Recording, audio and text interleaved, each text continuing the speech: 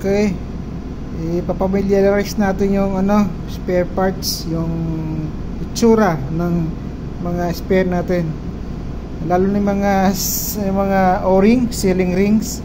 Katulad yung sealing rings, yung iba kasi sealing rings dito nakalagay pero iba naman yung itsura. So ngayon ipamiliarize natin kung anong itsura nito ng bawat spare nito. Okay, umpisa natin dito sa taas, 063 ito yon. So 063, kung hanapin natin yung 063, ito yon. Diba? Para siyang ito yung sa exhaust valve natin. May ring siya, sealing ring siya. Ngayon, ng pangalawa naman, 099. Ito yun. Okay, 099. Ito naman siya, 099.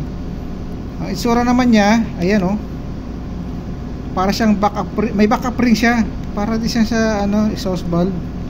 Ayan dalawa siya. Pero kung titingnan mo dito, kala mo iisa, di ba? Isa lang. Pero kung titingnan mo talaga dito, isa nga siya pero dalawa siya. Okay? Ayan. Okay. So next is 158. Ito yun. Okay. Ang 158 naman natin ay ito.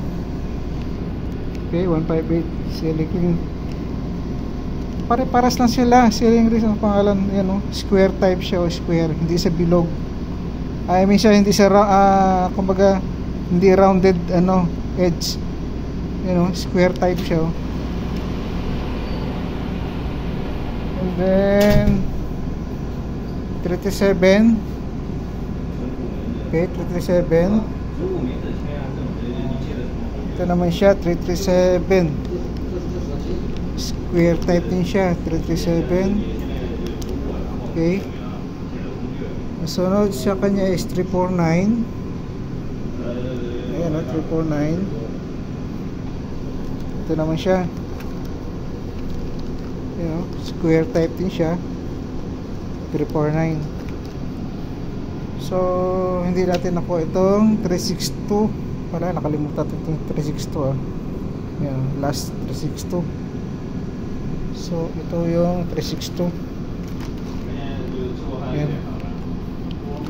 So ang itsura niya is yung normal na o-ring. Okay. Ayan, so okay na.